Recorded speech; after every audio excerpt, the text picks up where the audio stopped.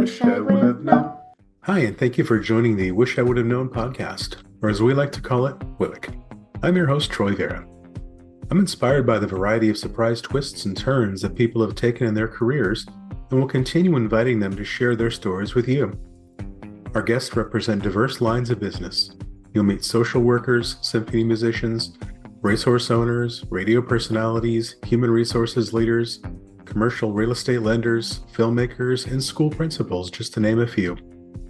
Join us and hear what has worked for them and what might just spark a fire in you.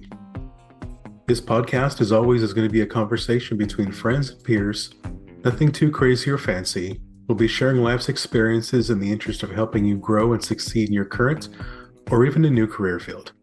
Today's guest is Matthew Troy, and they're joining us today to talk about their career journey in horse racing. So let's get to know Matthew Troy a little bit better.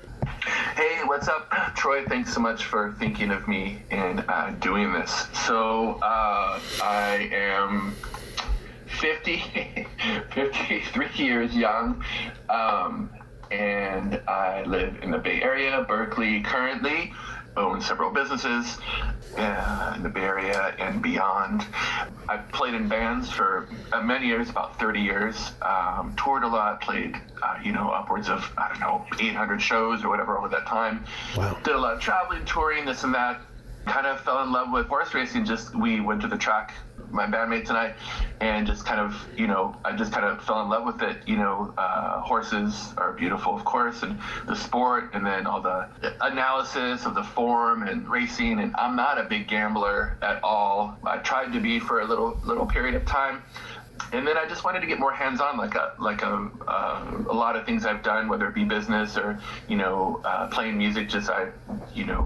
Felt like I wanted to just get more involved, get closer to something I was passionate about. I spent a lot of years trying to find someone to teach me or let me into their barn, and I found my good friend and mentor, Ellen Jackson, and she let me in, and, I started out there. Basically, I created this, internship for 5 years, and learned as much as I could and owned some horses with her and stuff, and then took out my trainer license about 10 years ago in 2014. And so I've been training professionally since then. I've owned horses, I've bred horses, and I train for other people. A really small barn, hands-on. I work every day pretty much.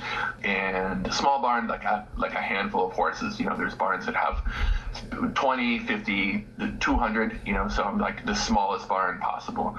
And I think that my expertise, although I'm still always learning, because you never know everything all the time, and there's always room to learn and improve. Mm-hmm. And I'm rambling a little bit, but I think for me, communication and being kind of straightforward, honest, upfront, and because I don't have very many horses, I know them very intimately, if that's the perfect way to say it, from head to toe. So yeah, and I've had the pleasure of being there, with you at the stables when we visited a few years back, right. Going to Golden Gate Fields, and just seeing the rapport that you have with the animals as well as the jockeys and everybody around there. It's obvious that you have a heart for it. It's not just a money-making play. You really want to do this, and I think the results have shown that your passion has translated onto the track. Thanks. I appreciate you saying that. I think that may get to this at some point too. I'll just say it now, that there's this idea of if you know me, right? I mean, there's a lot of people who are you train horses, that's so crazy, you weren't like that in high school or way back. Well, yeah, I was the opposite. It does seem, I would have never guessed, Mm-hmm. But then I guess if you know me, right, and you see me with the horses and around and how I approach it, I guess it totally makes sense. Do you know what I mean? So I'm really, I think sometimes people who are starting out in a career or a passion, right? They have a passion for it, but maybe they don't know what to do, how to go about it, don't have a mentor, this and that. There aren't books on it, maybe there aren't classes on it. but I've done that like several times in my life, you know. Maybe I'll do something after this, you know, too. And I've never looked to change careers on purpose or getting bored or whatever, but just life does happen and things do change, and, you know, your interests and passions and stuff change. But, you know, I would say just go for it. Just go for it. You know, I feel like I'm proof to like a lot of the things I've been involved in, you know, without experience or a degree or knowledge of prior. So. Yeah, and working with those mentors, you gather, for lack of a better term, that tribal knowledge, the ins and outs. That's really kind of what this whole podcast is about, just what you've learned along the way from beyond books that you can glean from. So what did the 10-year-old version of yourself wanted to be when you grew up? Jacques Cousteau. It's funny, I can't swim for crud, but I was really heavy into Jacques Cousteau. You know, wanted like an aquarium and fish, and I was pretty obsessed. Also, maybe playing center field for the Pittsburgh Pirates, I think. Okay. Might have been, you know, maybe on that list, you know, as well. But yeah, that's what I thought. That I wanted to do. I always knew that I wanted to like be in business too. I had lemonade stand, the ice cream stand. Like I cut apricots when I was younger. I was a little league umpire. Like I had like my neighborhood kids. Like we had like a club, and there was like I was the treasurer. You know what I mean? I was always kind of really involved in business and hustling. You know, in that sense, trying to figure stuff out. So well, that's good. Yeah, and you know, wanting to be an oceanographer kind of goes into that caring for creatures, and absolutely, you know, absolutely. Like growing up where we did, you probably, you know, spent as much time over at the Monterey Bay Aquarium as we did, and just kind of being there and seeing the people with the creatures. You know, you saw the caring nature that they had. Instead of just feed them and walk away, there was nurturing going on, and I think that's what translates to your time with the horses. Absolutely. I'd like to share this sweet story. I'll keep it short, but I grew up when I was little till about 8. I lived in Monterey in Seaside, and Fort Order was like our backyard there, and my dad and I, of, you know, a few fond memories that I have of us hanging out would be, we would go down to like the tide pools like early in the morning, and it would just be us and our dog Cookie, and we wouldn't really talk, or we just kind of just explore, right? And so, you know, the tide pools, the water goes out and leaves all these creatures and shells and things and stuff behind, and you know, we would do that every, 3-4 months or something, you know, just kind of go out there, and it was amazing to me just to see, you know, like pick up a starfish or see a crab, just all this stuff you would never see on a regular beach day, you know. And I always cherished those times and those memories so much, and just exploring and being close to nature, creatures, life, that kind of stuff. And it's really, you know, I love being like part of that and close to that. Funny, when the Monterey Bay Aquarium opened up, I remember my dad and I went, and it was kind of like we had seen a lot of that stuff already, you know, which is very cool. I felt very like I felt like I had some ownership, you know, over some of that environment and those creatures. So, but from an early age, I'm a sensitive person, and you know, I love all the creatures, big and small. Yeah, kind of like that Cousteau effect. You know, you've already seen them. You know what a starfish looks like from underneath and where to grab it. So other kids are just like, and they're kind of manhandling and mauling them.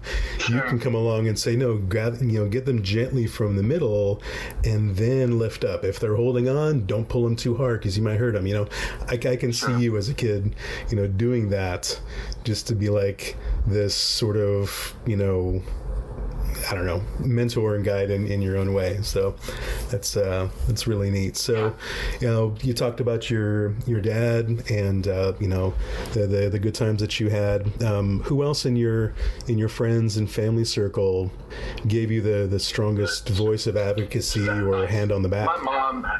My mom, you know, I know a lot of people might say that, but there's good reason. My mom really, you know, I think trusted me at an early age to like figure stuff out or know what I wanted, or kind of supported whatever ideas I had and whatnot, whether it be to start this, to do that. She never once was like, you know, hey, no, or you can't, you know. And yeah, from like practicing at the house, playing loud, and the neighbors giving her a hard time, and like just, you know, I've probably put my mom in some uncomfortable positions because I wanted to do something or try something. And you know, with the horse racing too, she kind of was following horse racing a little bit before I got into it. You know, she watched it at home and stuff, and you know, fond memory I had is before I had cable or anything to watch the races and stuff. My mom, for some of the big races, she'd call me. She had TDG, she had cable, so she would call me over the phone, and we'd like listen to some of the big races. You know, Kentucky Derby, whatnot, was like televised, but some of the other, you know, there's a lot of other. If you're into horse racing, there's a lot of other pretty, you know, big races that just aren't televised and whatnot. So that was fun. We'd listen to these races, the race call over the phone and stuff. You know, together.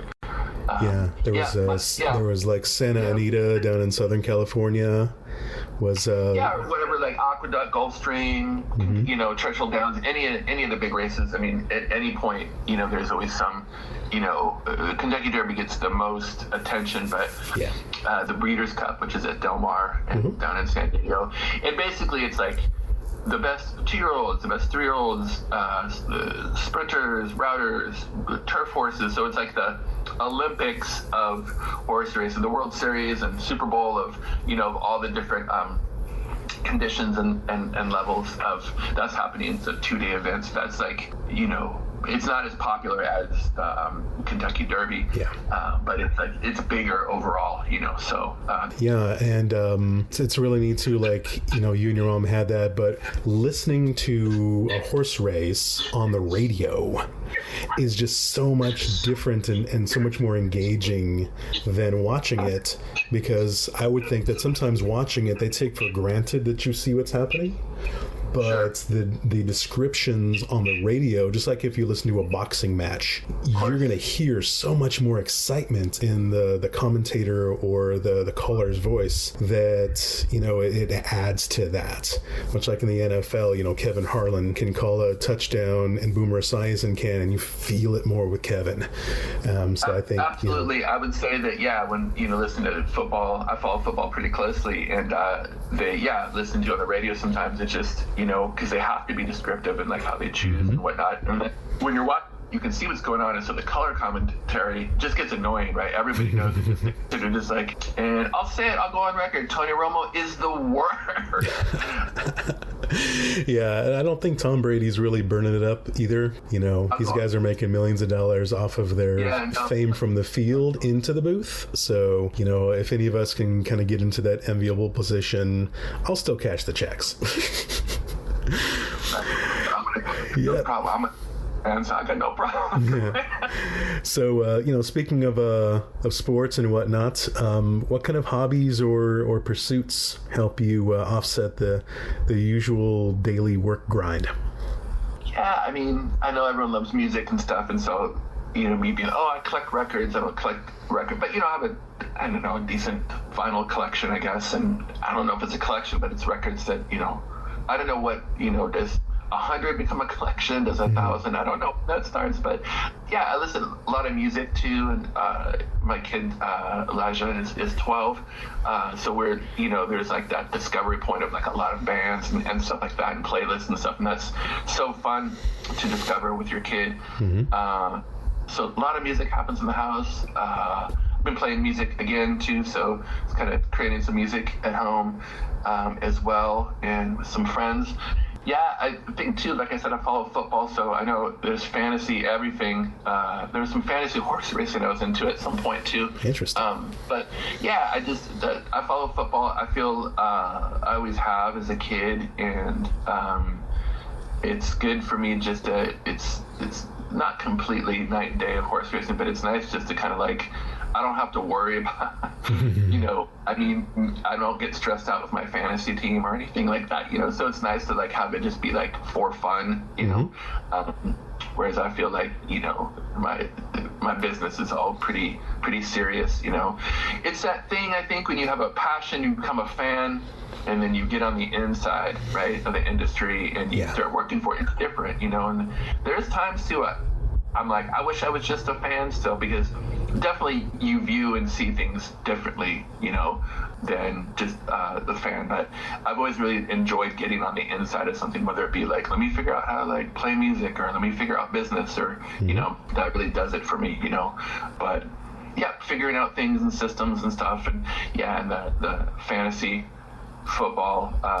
And I'm in a league for about 12 or 13 years now. It's a bunch of friends from bands and stuff way back when, and it's nice to kind of have that connection, each season, to a lot of those people. So connection is also one of my addictions, I think. Really addicted. So yeah, and you were saying earlier, that you're not really much of a gambler, so you're not sitting there wringing your hands and throwing the phone across the room if somebody doesn't make the spread or whatever, or somebody twists an ankle and they're out for 3 weeks. It's like well, S happens, get on with life. I used to, or whatever, but not so much anymore. And then in the industry I'm in, like with the horse racing, it's driven by gambling. I get it, and I'm not easy about that. Naive, but that's what it is, Yeah, isn't it? If I remember correctly, it's called the sport of kings, right? Isn't that what horse racing? Right. Yeah. Yes. Yeah. So it's got some royal lineage. So if someone's aspiring to, be in the career of horse racing or ownership or anything like that, I'm sure there's a lot of other advice out there, kind of popular sentiment and whatnot. But is there something that you happily buck the trend and kind of ignore and made your own success? Well, I think a lot of people are grew up or born into this industry. I think, I feel like I definitely coming from the outside. I mean, me trying to break in at like, I don't know what, 37, 38, or something like that was, and having like zero knowledge, so that in and of itself, I feel like is kind of different, and like I said, I just created this kind of like volunteer position for myself, just to put myself, I like to put myself in a position, if I can speak confidently about this, but I do like to put myself in a position to be able to, one, have an experience, two, to learn, three, to get a chance to thrive, and in doing something that I'm interested in doing. And there's other things I've tried and I've been turned off by, and just like not into like, I'm just not going to do this, or whatever.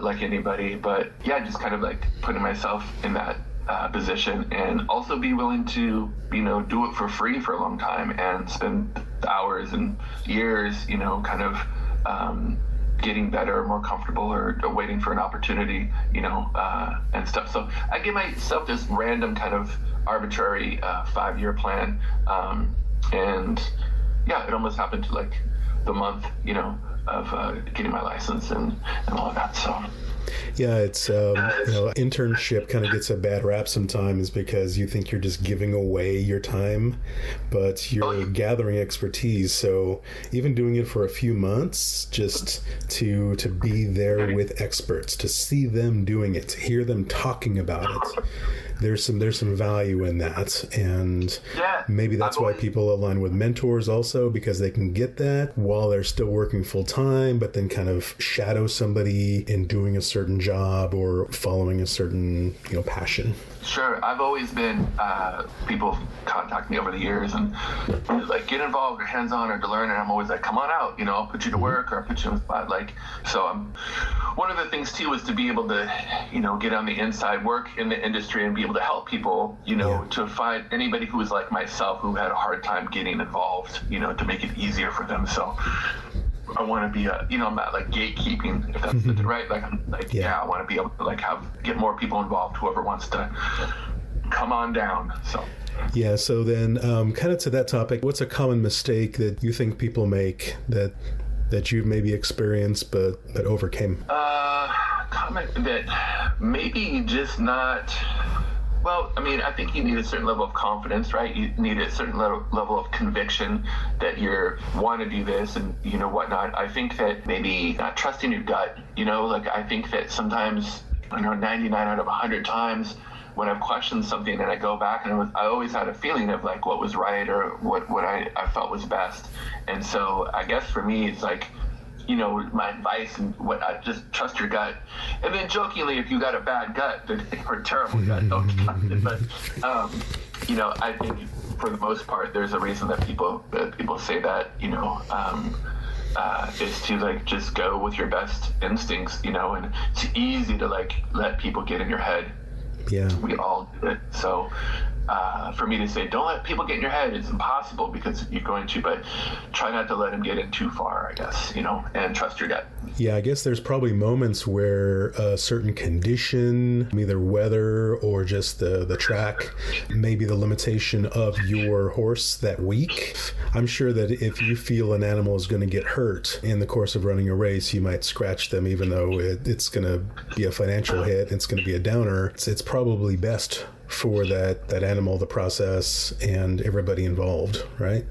Yeah, definitely. I mean, there's, injuries and things, do happen, like in any sport and whatnot. And I understand too that horse racing is not for everybody, I think there's so many misconceptions, and a lot of times it is hard to defend, because there are some bad players in the game, and that's everywhere, so I have always wanted to be a industry and an advocate for horses and horse racing. And I think if you knew me, maybe it sounds like a contradiction, but I wouldn't be involved in something that if it was like detrimental to animals, Yeah. And I'm not going to, go on to, other disciplines or other horse sports or whatever, or like, nature and stuff like that. There's a lot of arguments to be made of, how just anything can kind of happen. But yeah, definitely breaking bad news to owners about this horse needs time off or this horse has an injury or whatever. That's part of it too. Yeah, I do my absolute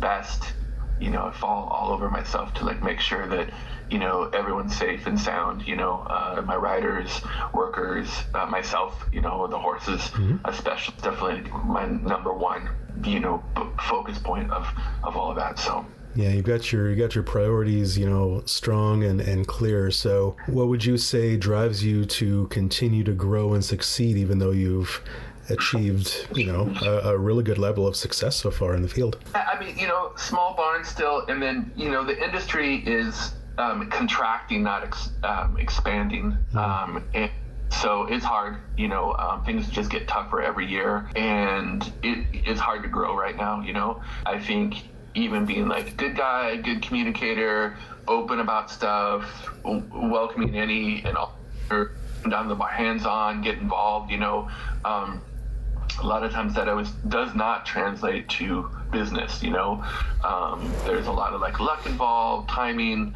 also just things in life happen. I've had some owners get out of the business. Financially, it's hard sometimes for people, it can be, it's on the expensive end of hobbies, it's hard, it's been hard. I've been struggling, it's been hard to kind of keep business going, in all honesty, and a lot of changes, and it's expensive in California, yada yada, all this kind of stuff. So, for me, I'll say this though, if I had to stop, if it was just time for me to stop or be done, I do feel like the time I've put in has been successful. I've had, I would feel good about it. I want to be in that position to where if I had to stop today or tomorrow, knock on wood, that I would feel good about it and be like, okay, I don't feel done yet. So I'm hanging in right now. Good. Yeah, that kind of goes into the next question is, would you rather have fleeting and lucrative success or deliberate and slow growth? Oh man, just if you know me, deliberate and slow growth. I'm not fast and furious. I want the slow burn, of it. Yeah, it just feels better to me. I've always kind of been like that, and it feels more stable, I guess, For a sport that has so many highs and lows, and for a person like myself who does not like, say, roller coasters or those kind of things, I do feel like sometimes I'm in the wrong industry. But yeah, I'd rather have a consistent, slow growth, consistent, more stable than the highs and lows.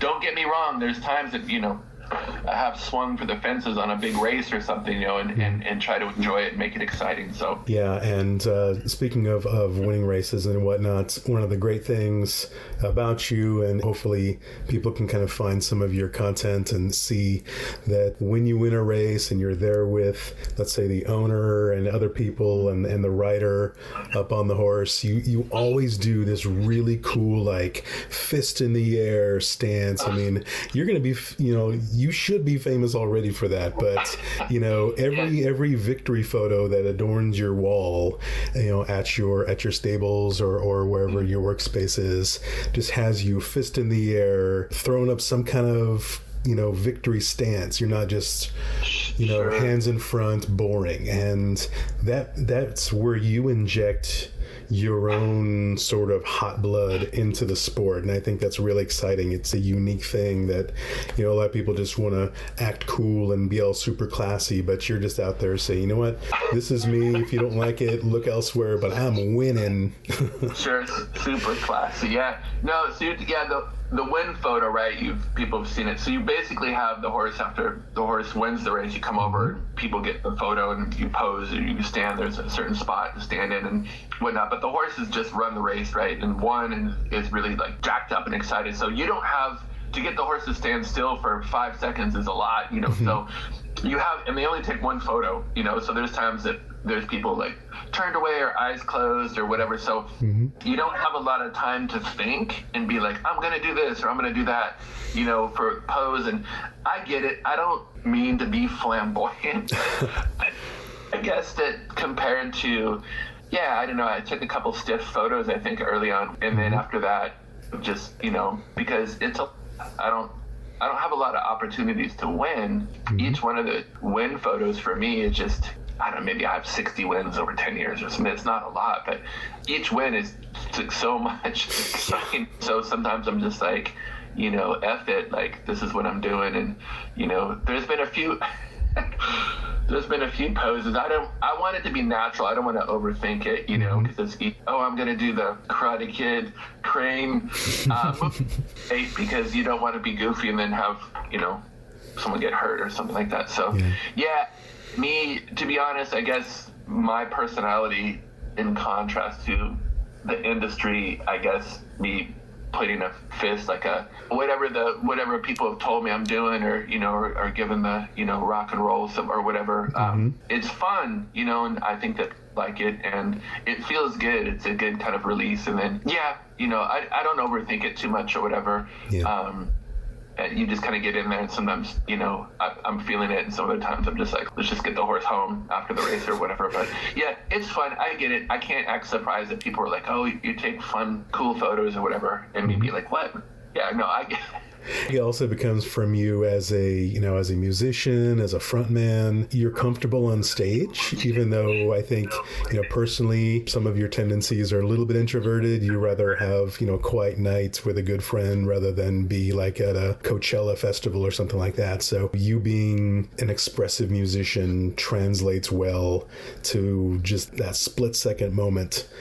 You know, you can see you kind of hitting that big note at the end of a song, or, you know, working the crowd. Yeah, that's a sweet way to put it. But yeah, I would say that. And just also I don't know, maybe a little razzle dazzle. I don't know. Like I said, I don't think I'm flamboyant, but I guess I have from being a pretty shy kid, I feel like there's always been this kind of just getting up over this hump. Like, I have no problem giving speeches, public speaking, get up, you know, people want me to like MC something or whatever. I'm pretty chatty here as well, but like, I have no problem like getting in front of people or whatever. I had to get up over that hump, but because most people don't want to do it, so I feel like I've done a lot of things or jobs or things that people don't want to do. It's like, oh, I'll do it, you know. So in a lot of other fields, you know, somebody has a work language, so to speak, things that mean the most to you. You know, for me, it's respect and understanding. What about you? What's your work language when people are interacting with you in a professional sense? What are you looking for the most? Connection. You know, I mentioned that before, my addiction. Connection has been a big theme, more and more so the last few years for me, for various reasons. And it's connection, trying to connect to the horses, trying to, I feel like, for example, if I get a new horse, I feel after a couple weeks, I got them figured out for the most part, and so to connect or whatever. And, but people too, the owners, right? And, or other people in the sport, whether riders, the officials, this and that, I always try to be like a good guy, a steward of the sport, want to be one of the good guys. And so, yeah, connection is my work language, my love language, all that. So. Yeah, I see that's a quote or a saying that resonates with you over the years. It is, it's nice to be nice. And that's, it's a little bit of a bumper stickerism, and I'm sure you probably got that from your mom, because I know that she was a very kind and giving lady. So, that carries through. It's not just things I learned in kindergarten. It's something that you can use to your benefit, even in a high pressure industry. Yeah, I think for me too, I can overcomplicate things by talking things out, and I never want to be misunderstood and this and that, and kind of over-explain things. So yeah, that it's nice to be nice. Like a coworker a long time ago, she always had all these like isms, and she used to say that, and it always stuck with me, because it is nice to be nice. Like it's literal, and it's just. So having something simple like that I can kind of go back to and think about it. Yeah, I think it's nice to be nice, and it's free, and it's easy, and it feels good. So let's try to just keep it simple with that. Even though it sounds real obvious, but I don't think everyone remembers it. So. Yeah. All right. So we're coming to the finish line, and they're coming around the corner. As the title of this podcast hints at, what do you wish someone would have told you to be more successful or at peace in your career? More successful, more at peace. I think maybe to not worry as much. I know it's so easy to say all this stuff, right? To give this advice, but I think hearing it, when you keep hearing stuff, over and over, I think that it, maybe it does help. But yeah, more at peace. I think, again, going back to just trusting your gut and just kind of just trying to know yourself. It's hard to do. I'm not saying that that it's easy, but you need, I think, connecting with people, talking, putting yourself in a position to succeed, or at least to have an experience. I think a lot of people don't try. I'll be honest. I think a lot of people want to do stuff, but they think that they can't. They think they can't, and it's hard, to get yourself into a new job or a career or even like a hobby. Like I think it is hard, especially when you get in the habit. But I feel like I've always kind of hustled and kind of been on the move. Here I am at 53 training. Race horses, so you never know what's going to happen down the road. So it'd be interesting, maybe back in Monterey Bay Aquarium days, if you saw a seahorse, some weird like kismet connection. You have the oceanographer, you're the sea, the horse. I think that'd be kind of cool. As we wrap things up, if you're open to it, how do you want people to find you, connect with you, and ask for some mentorship or guidance in horse racing? Instagram seems to be the best. Matthew Troy Racing. You can find me there, and page is open to follow and look at all the win photos and horses and stuff.